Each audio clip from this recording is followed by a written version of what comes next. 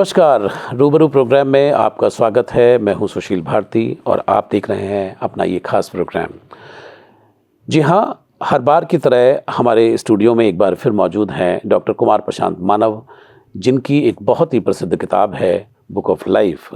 और book of life कहीं ना कहीं आपको जीवन का एक संदेश देती है और जीवन में अच्छे विचारों से जोड़ने के लिए प्रेरित भी करती है। कुमार प्रशांत मानव आज स्वयं हमारे स्टूडियो में मौजूद हैं। आइए बात करते हैं उनसे कुछ आध्यात्मिक बातें। उससे पहले हम स्वागत करते हैं डॉक्टर कुमार प्रशांत मानव का। सर, आपका बहुत बहुत स्वागत है। नमस्कार, धन्यवाद जी। बिल्कुल सर, जो जीवन में ये कहा जाता है कि एक व्यक्ति का इनपुट है, एक आउटपुट है। आप आउटपुट को ठीक नहीं कर सकते, आपको अपने इनपुट को ठीक करना पड़ेगा। जब मैं कह रहा हूँ कि इनपुट को ठीक करना पड़ेगा, इसका मतलब ये है कि आपको अपना स्वयं आत्ममूल्यांकन करना पड़ेगा, इंट्रोस्पेक्शन करना पड़ेगा। आप कहाँ गलत हैं, कहाँ सही हैं, और ये सही और गलत की जो सही दिशा जो है, यही आपकी जो पुस्तक है बुक ऑफ लाइफ जो है वो बताती है। बार बार जिक्र होता है कि अपने अंदर का दिया जलाओ। जब हम ये कहते हैं कि अपने अंदर का दिया जलाओ, इसका क्या मतलब है? अपने अंदर का दिया जलाने का मतलब ये है कि आपको उसके लिए अपने जो हृदय में दीपक है लेकिन बुझा हुआ है, अंधकार है, उसको प्रकाशवान करने के लिए कहा जाता है कि अंदर का दीपक जलाओ। यानी कि तेल भी है, बाती भी है, दीपक भी है, सब कुछ है, लेकिन आपका प्रयास नहीं है उसे जलाने का। जब आपका उसका जलाने का प्रयास होगा तो अंदर का दीपक जलाने का मतलब यह है कि जो गलत बातें हैं, जो गलत विचार हैं, वो तो सारे समाप्त हो रहे हैं और अच्छे विचार आ रहे हैं। गलत विचार क्या है? अंधकार। और अच्छे विचार क्या है? प्रकाश। तो यही मेरी किताब का बुक ऑफ लाइफ का अनुमान है, जीवन की यात्रा अंधकार से प्रकाश की ओर। तो मैं ये हर आदमी को प्रेरित करता हूँ, प्रत्येक इंसान को, कि आप अपने अंदर का दीपक जलाएं पहले, तभी आप इतने प्रकाशित होंगे कि आप दूसरे को प्रकाशित कर सकते हैं। जब आप खुद ही प्रकाशित नहीं होंगे तो आप दूसरे को क्या प्रकाशित कर सकते हैं? और इसीलिए शायद पहली शर्त है कि आप अपने इनपुट को ठीक करें। बाहर के लोगों पे आपका कंट्रोल नहीं है। इनपुट ठीक होगा। मैं कहता हूँ 1.5 अरब आदमी है अगर इस समय भारतवर्ष में, अगर 1.5 अरब में 1 अरब ने भी अपना इनपुट ठीक कर लिया तो आप बताइए देश की दशा क्या होगी? बिल्कुल स्वर्ग बन जाएगा। बिल्कुल। तो यही है, हर आदमी को बदलना होगा। आप ये नहीं सोचो कि मैं कि दूसरे को बदल दूंगा ना। मैं तो उसको दिशा दे सकता हूँ, उस रास्ते पे चल रहा, तो उसी का काम है ना। मैं तो अब कोई मार्वल स्टूडियो आ रहा है, उसने मुझसे पूछा कि मार्वल स्टूडियो कहाँ है, मैं उसे बता सकता हूँ वहां है, वहां जाओ। भाई यही तो मैं कर सकता हूँ। वो यहाँ नहीं, उस रास्ते पे नहीं चलता तो वो कभी नहीं पहुंच पाएगा। वही आदमी का हाल है आजकल कि आदमी दिशाहीन है। मैं उसको दिशा बता रहा हूँ कि आप किस, मैं नहीं बता रहा हूँ, सॉरी, ईश्वर बता रहा है। मैं तो माध्यम हूँ, मैं तो I am only the wallet of the God, nothing else. मैं तो उसका एक सेवक हूँ, तुच्छ, छोटा। मेरे द्वारा प्रभु ये बता रहे हैं कि आपके लिए जीवन का सही रास्ता ये है, लेकिन आप उसको अपने जीवन में आत्मसात नहीं कर रहे। आप उसे पढ़ के बाहर फेंक रहे हैं या पढ़ ही नहीं रहे, तो आपका आंतरिक दीपक कैसे जल जाएगा? तो आंतरिक दीपक जलाने के लिए सबसे जरूरी है कि अच्छे विचार आपको अपने अंदर लाने हैं और बुरे विचारों को छोड़ना है, और वो काम करेगी ये book of life. Book of life में 12 रूल दिए गए लाइफ के, 12 रूल ऑफ लाइफ। अगर किसी ने वही 12 रूल अपनी लाइफ में उतार लिए, आत्मसात कर लिए, तो आप समझ लीजिए उसका जीवन तो अपने आप स्वर्ग हो गया। इनपुट भी ठीक हो गया, आउटपुट भी ठीक हो गया। लेकिन उसको आत्मसात करना पड़ेगा। चीनी भी रखी है, पानी भी रखा है। आप पानी पी रहे हैं, आप कह रहे हैं पानी मीठा क्यों नहीं हो रहा है यार? चीनी रखी फिर पानी मीठा नहीं हो रहा, ऐसा नहीं है। चीनी को आप पानी में डालो और उसको घोलो, घोल के पियो, तभी तो मीठा होगा ना यार। आप वैसे ही मीठा करने की सोच रहे हो, वही स्थिति आजकल की है। अच्छे विचार सबको पता है, सब कहते हैं अरे हमें बुक ऑफ लाइफ में क्या लिखा है, हमें सब पता है। पता है, लेकिन पता ही है, आपने अपने जीवन में आत्मसात नहीं किया। रामायण में क्या लिखा है सबको पता है, लेकिन कोई फायदा नहीं हो रहा रामायण से। किसी को बता दो मुझे, आप किसी को फायदा हुआ आज तक?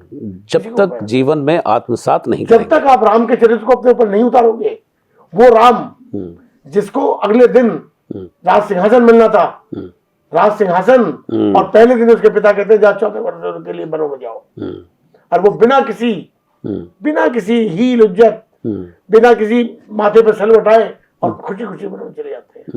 बनो तो सही पहले से, ऐसा बनो तो सही, तभी तो रामायण पढ़ने का फायदा होगा। लक्ष्मण जैसा भाई बनो, जो अपने नवविवाहिता बीवी को छोड़कर और अपने भाई के साथ 14 साल बनों में चला गया। उससे किसी ने कहा था? रामचंद्र ने भी नहीं कहा कि तुम्हारे साथ चल, इच्छा से गया था। ऐसे भाई बनो। आजकल क्या है, भाई भाई एक प्लॉट पे एक दूसरे को मार देते हैं, तो कत्ल हो जाता है। बिल्कुल सीख क्या फायदा उस रामायण का? ऐसा भाई बनो भरत जैसा, जिसको राज झोली में मिल गया, झोली में बिना कुछ मालूम की तरह, और उसने उस राज पे अपने बड़े भाई की खराउट लाल सिंहासन में खड़ा हुए रखी और कुछ सन्यासी का जीवन व्यतीत किया और 14 साल जमीन पे सोया। तो ऐसे भाई बनो ना यार। रामायण से क्या सीखा आपने? फिर क्यों रामायण जानते? लोग कहते हैं हमें सब पता है, जो आप बोल रहे हो ना, लेकिन व्यवहार में नहीं है। आप बोल रहे हो हमें सब पता है, पता होना नहीं है। मैं इसको शरबत की तरह चीनी मिला के आपके अंदर घोल के पिलाना चाहता हूँ कि जिस दिन आपने इसे घोल के अपने अंदर पी लिया, उस दिन आप का रूप चेंज होना शुरू हो जाएगा। उस दिन आपके जीवन की अंधकार से प्रकाश और दिया जल जाएगा। यही मेरा एक उद्देश्य है लाइफ का। मेरा देखिए, मुझे कोई पद प्रतिष्ठा, कोई लालच नहीं किसी किस्म का, कोई पैसा। फ्री बंटवा रहा हूँ किताबें, फ्री बांट रहा हूँ, हजारों किताबें फ्री बंटवा चुका हूँ। कोई पैसा किसी ने लिया आज तक, कोई नहीं कर सकता, क्योंकि मैं अच्छे विचारों को बेचना नहीं पसंद करता। अच्छे विचार है प्रभु के दिए हुए, उन्हें बेचने का मैं कौन अधिकारी हूँ? मैं नहीं बेचता, मैं ऐसे ही बांटता हूँ। मेरा उद्देश्य सिर्फ जीवन का ये है, मेरा मिशन है कि आदमी के विचारों को मुझे अच्छा बनाना है। जब तक ये जीवन है, जब तक सांस में सांस है, मेरी ये प्रयास जारी रहेगा। बिल्कुल, बहुत बढ़िया। प्रशांत साहब, एक चीज और जानना चाहता हूं कि ईश्वर ने जो शरीर बनाया है, और ये कहा भी जाता है कि ऐसे घटघट राम है कि दुनिया देखत नहीं, जो कबीर ने भी कहा है कि हर कण में, हर जगह पे ये सर्वशक्तिमान है, हर जगह विद्यमान है। तो कहीं ना कहीं मनुष्य के अंदर भी ये सर्वशक्तिमान विद्यमान है, वो एक सिस्टम है। और जब भी आप किसी कार्य को कर रहे होते हैं तो आपकी अंतरात्मा आपको गाइड करती है और आपको सही और गलत का भेद भी बता देती है। लेकिन लोग बाग अपने स्वार्थवश या अपने चलाने के लिए अपनी अंतरात्मा की आवाज़ नहीं सुनते हैं। ये अक्सर केस में होता है। और फिर वो ये कहते हैं कि हमारा जीवन क्या था और क्या से क्या हो गया। आप क्या कहते हैं कि जो अंतरात्मा की आवाज़ की जो बात है वो कितनी महत्वपूर्ण है? वही महत्वपूर्ण है, बाकी कुछ है ही नहीं। अंतरात्मा की आवाज ही, जिसने अंतरात्मा की आवाज को मार दिया तो कुछ टाइम तक तो वो बोलेगी, फिर बंद हो जाएगी, धूल चढ़ जाएगी उसके ऊपर, फिर बोलना बंद कर देगी। आप जो मर्जी वो करो। वो आपको सचेत करती है, वो अलार्म है। घड़ी का अलार्म लगाया आपने 5 बजे सुबह उठने का, आप नहीं उठे, आपने लिया अलार्म को बंद कर दिया, तो क्या हो गया? आप उठ पाओगे? सोते रह गए। उठ जाग मुसाफिर भोर भई, अब रैन कहाँ जो सोबत है, जो सोबत है सो खोबत है, जो जागत है सो पावत है। टुक नींद से अखियां खोल जरा और अपने प्रभु में ध्यान लगा। ये प्रीत करण की रीत नहीं, प्रभु जागत है तो सोबत है। क्या बात है, ये आजकल। तो मेरा कहना ये है, जागो, जागते रहो। ऐसे नहीं जागो जैसे सब नींद से रोज सुबह उठ के सोते हम जाग गए, नहीं, आप जागते भी सोए हुए हो। मैं जगाना चाहता हूँ आत्म ज्ञान का नेत्र। जिस दिन आपका वो खुल गया, उस दिन आप वास्तव रूप में जागोगे। तो मेरा उद्देश्य ये है कि मैं लोगों को जगाऊं। तो मैं तो एक चौकीदार का काम कर रहा हूँ, जिस तरह मोदी चौकीदार का काम कर रहे हैं, उसी तरह मैं करता हूँ। हजारों साल नरगिस अपनी बेनूरी पे रोती है, हजारों साल नरगिस अपनी बेनूरी पे रोती है, तब कहीं जाकर पैदा होता है दीदावर चमन में पैदा। क्या बात है, तब कहीं होता है चमन में दीदावर पैदा। तो ऐसे नहीं बनता आदमी, ऐसे नहीं बनता। सही बात है, उसके लिए बहुत कुछ करना पड़ता है। और ईश्वर का तभी आपको मिलेगी कृपा, जब आप उसे कृपा पात्र बनोगे। मैं कई बार कह चुका हूँ, हर आदमी ईश्वरी कृपा चाहता है, हर आदमी चाहता है कि मुझे ईश्वरी कृपा मिले, लेकिन ईश्वरी कृपा ऐसे नहीं मिलेगी यार। उसके कृपा का पात्र बनना पड़ेगा आपको, तब मिलेगी। आपका जो पात्र है वो तो आपका गंदगी से भरा हुआ है, झूठ, फरेब, जलन, ईर्ष्या, द्वेष, घमंड, धोखा, फरेब, इससे तो पात्र भरा हुआ है। आप चाह रहे हो ईश्वर की कृपा आपके पात्र में आ जाए, कैसा जी? उसके लिए पहले आपको पात्र खाली करना पड़ेगा, तब भी ऐसे नहीं आएगी। तब भी अपने आप को मांझना पड़ेगा, मांझना। जब बर्तन मांझे जाते हैं, जब मांझ के आप तैयार होके आओगे, तब आपको ईश्वर की कृपा मिलेगी और एहसास होगा। ईश्वर दिखाई नहीं देता, उसी कृपा का एहसास होता है। मुझे होता है, मैं दावे के साथ कह सकता हूँ मुझे ईश्वर की कृपा का एहसास है और हमेशा होता है। और जब मेरा ईश्वर साक्षात्कार होता है तो मैं आंसुओं से रोता हूँ, अपने आप में बराबर आंसू निकलने लगते हैं। मुझे उसकी कृपा दिखाई देती है ना, कि तूने मुझ पर क्या क्या कृपा की प्रभु, मुझे आज कहां से कहां पहुंचा दिया। एक मिट्टी के कण को, धूल के कण को तूने आज कहां पहुंचा दिया, जर्रे से आफ्ताब बना दिया। अब बनाने वाला तू है, मैं तो कुछ भी नहीं हूं। बिल्कुल। तो आदमी जब ये सोचेगा ना कि सब कुछ करने वाला प्रभु है, उसको सब कुछ समर्पित कर, सब कुछ अपने आप जीवन बदल जाएगा।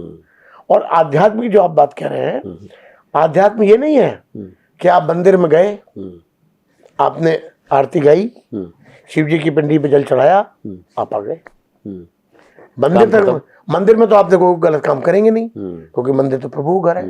और मंदिर के बाहर जाके आप सब कुछ करेंगे, आप झूठ भी बोलेंगे, आप धोखा फरेब भी देंगे, आप कम भी तोलेंगे, आप बेईमानी भी करेंगे, आप सारे काम करोगे।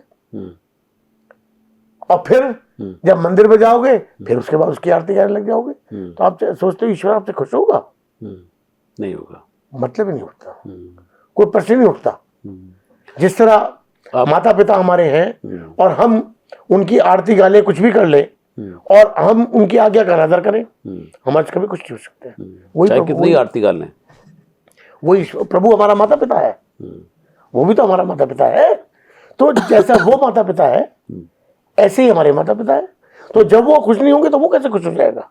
लेकिन आजकल लोग यही कर रहे हैं, चाहते हैं कि हम मंदिर गए, हम प्रभु के भक्त हो गए, धार्मिक हो गए। धार्मिक कोई बैच नहीं है कि रोटरी क्लब का बैच लगा घूम ले आप, ये धार्मिक वो नहीं है। धार्मिक बनने के लिए बहुत कुछ करना पड़ेगा। असली धार्मिक वो है जो लोगों की दुआएं कमाता है, जो लोगों का आशीर्वाद कमाता है, जो दिन दुखों का आशीर्वाद करा, जो अपने माता पिता का आशीर्वाद कमाता है। असली धार्मिक वो है।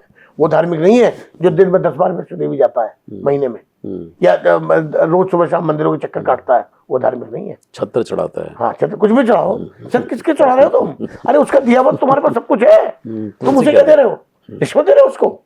उससे वो नाराज होता है। अगर कोई भी चीज आप उसको अर्पण करते हो, वो नाराज होता है उस बात से। वो कहता है अर्पण, मैंने ये अर्पण नहीं मांगा, मैंने अर्पण मांगा तू अपने बुराई, अपनी गंदी आदतें ये अर्पित कर।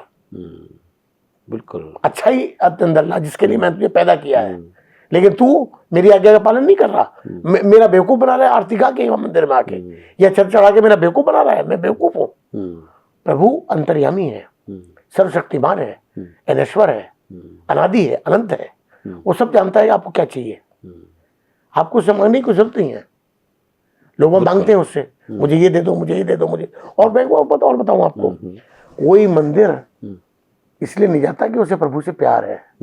वो जाता है इसलिए, कुछ तो जाते हैं डर के कारण कि अगर मैं नहीं गया मंदिर, पता नहीं मेरा क्या अनर्थ हो जाए। मंदिर मेरे सामने पड़ गया, अपने हाथ नहीं जोड़े, पता नहीं क्या अनर्थ हो जाए। डर के कारण या अपने स्वार्थ के कारण कि मुझे सब कुछ अच्छा मिलता रहे, मेरे साथ भगवान, मेरे बुरा कोई ना आए, बस मुझे सब कुछ अच्छा मिलता रहे। ऐसे थोड़ी मिलेगा यार। जब तक अच्छे बीज नहीं बोगे तो कैसे अच्छे फल मिल जाएंगे? उसके लिए बहुत कुछ करना पड़ेगा। खाली आरती गाने से कुछ नहीं मिलने वाला। अगर खाना खाना कहने से पेट भर जाए और पानी पानी कहने से प्यास बुझ जाए, तो लोगों को सब कुछ करने की जरूरत ही ना हो। गिलास उठा के लाना पड़ेगा। पानी पहले, पानी का इंतजाम करना पड़ेगा।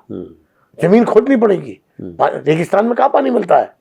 जमीन खोदनी पड़ेगी, वहां से पानी निकालना पड़ेगा, फिर उसके बाद में उसको अपने उसमें लेके चढ़ना, मत में पीना पड़ेगा। ऐसी थोड़ी प्यास बुझ जाएगी। खाने के लिए कितने यत्न करने पड़ते हैं। आदमी सुबह शाम तक 50 झूठ बोलता है, 50 बेईमानी करता है, तब जाके एक रोटी के लिए। तो फिर खाना खाना का पेट भर जाए। लोग भाई ये सोचते हैं कि मैंने राम नाम कह लिया, मेरा जीवन सफल हो गया। तो ये मूर्खता है, अंधकार है। इस अंधकार को दूर करने का मैंने बीड़ा उठाया है। मैंने एक ऐसी मशाल जलाई है कि वो मशाल इस अंधकार को दूर करे। अब कहाँ तक कर पाती है ये प्रभु के हाथ में है, समय के हाथ में। कहने का अर्थ आपका समय ये है बहुत बलवान कि झील बनिए, जिसमें कि आप प्रकृति से भी बहुत कुछ सीख सकते हैं कि जब झील बन जाएंगे तो उसमें आसपास का जो पानी की जो स्रोत हैं वो अपने आप उसमें गिरेंगे, उसको भरेंगे। और अगर आप पूरे भरे हुए बर्तन हैं तो निश्चित रूप से उसमें कोई जगह नहीं है तो फैलेगा ही वो। तो आप पहले बर्तन को खाली करना पड़ेगा। बर्तन को मैंने जो इसमें नियम लिखे ना अपने 12 नियम, उसमें ये लिखा है कि never go to temple to find the god, make your heart temple of the god, you will find that god is always with you. ईश्वर हमेशा एक सेंटेंस है, कितना बड़ा अर्थ है इसका। अगर इसी अर्थ को आप ले ना, इसी अर्थ को पूरी रामायण लिखी जा सकती है। क्योंकि हृदय को उसका मंदिर बनाना कोई आसान बात नहीं है। कहने का अर्थ ये है कि आपका कि टोटल समर्पण जो है अगर आप कर पाते हैं, एक मैंने कहीं पढ़ा भी था कि तू करता वो है जो तू चाहता है और होता वो है जो मैं चाहता हूँ। तू वो कर जो मैं चाहता हूँ और फिर होगा वो जो तू चाहता है। क्या बात है, तो यही तो असली बात है, यही तक तो पहुंचाना है। बिल्कुल। लेकिन दुख का विषय ये है, मैं आपको एक बात बताऊं, मेरे एक दोस्त हैं जी, अनिल देवान जी, पंजाब नेशनल बैंक में थे, संगीत के बहुत बहुत ज्यादा संगीत के पुजारी रहे हैं और आज भी संगीत में काफी मतलब अच्छे गायक कलाकार हैं, रफी गाने गाते हैं और भजन वजन भी गाते हैं, अच्छे गाते हैं। लेकिन मैंने उनको रीड किया, अच्छे इंसान है, अपने पिता की बहुत सेवा की और आज उनके बड़े भाई हैं। मैं उनको क्योंकि आजकल मेरे घर में रुके हुए हैं, मैं उन्हें देखता हूँ कितनी सेवा करते हैं। क्योंकि बड़े भाई जो हैं वो वैसे मेंटली रिटायर्ड टाइप है, तो वो घर पे रहते हैं, उनको नहलाना धुलाना, उनको सारी उनकी सेवा शुश्रूषा करना पूरा करते हैं। तो आप मैं बता रहा हूँ चमत्कारिक रूप से जी कि बड़ों का आशीर्वाद और प्रभु का आशीर्वाद क्या काम करता है कि जितनी पिता की सेवा की, जितनी माता पिता की सेवा की और जितनी अपने बड़े भाई की कर रहे हैं, कोई लालच नहीं है, लेकिन निस्वार्थ भाव से कर रहे हैं। लेकिन उसका परिणाम देखिए, उनको कई चीजें थी उनके लाइफ में, कई संघर्ष भी आए, बीमारी भी उनको कई थी और आज पूर्ण स्वस्थ हैं, उन्हें कोई बीमारी नहीं है, कोई दवा नहीं खाते, कोई कुछ नहीं करते, अब बिल्कुल फर्स्ट क्लास है। करीब 66 साल की उम्र है उनकी। आप देखिए क्यों? क्योंकि उन्होंने आशीर्वाद कमाया। मैं कहता हूँ पैसा कमाने से कुछ नहीं मिलने वाला, वो नोट तो ही रह जाएंगे, आशीर्वाद है जो आपके साथ जाएगा, दुआ और आशीर्वाद। तो मैं तो ये देखता हूँ उनको। लेकिन वो भी अपने पूर्व संस्कारों से इतने झगड़े में है। आदमी जो है ना, आदमी क्यों नहीं बनाना चाहता, क्यों नहीं इनको जो ये ऐसे विचार है जिसको मैं कहता हूँ कि ये दुनिया बदल के रख देंगे, जिसको ये विचार आप देख रहे हो ना, क्रांतिकारी बोलता हूँ मैं इनको, तो ये क्रांति ला देंगे। लेकिन क्रांति क्यों नहीं आती? इसलिए नहीं आती कि आदमी को इस तरह के संस्कार दिए गए हैं माता पिता द्वारा, एक परिपाटी द्वारा, एक समाज द्वारा, कि वो उन संस्कारों से जकड़ के रह गया जंजीरों में, और वो चाह के भी उन संस्कारों से छूट नहीं पाता। छूट के उसे डर लगता है कि छूट गया पता नहीं क्या हो जाएगा, वो नहीं। और वैसे भी चूंकि वो इतना ज्यादा, अब 50-60 साल का आदमी क्या चेंज होगा, जो उसको मिला वही तो करेगा। तो वो चाह के भी इन जो क्रांतिकारी विचार है उनको अपने जीवन में अडॉप्ट नहीं कर पाते, उसी अपने पर जो संस्कारित है वो उसी राह पे चल रहा है, उसी राह पे चलता रहता है। बिल्कुल ठीक कहा। तो मेरा काम यही है कि भैया जो पहले इतनी अपने अंदर बुद्धि पैदा करो कि जो ये जानो कि रास्ता सही क्या है। Never follow the crowd, make your own way and achieve the goal. क्या बात है, दैट इज द लाइफ, क्या बात, that is the life. And blessings of the parents are the key of the blessings of the god. यानी कि लोगों का आशीर्वाद, प्रभु का आशीर्वाद, इन दुखियों का आशीर्वाद प्रभु का आशीर्वाद की कुंजी है। जिनको वो मिल गया प्रभु का अपने आप मिल गया। तो ये चीज कमाओ ना यार, यही मैं कहता हूँ, इसे कमाओ।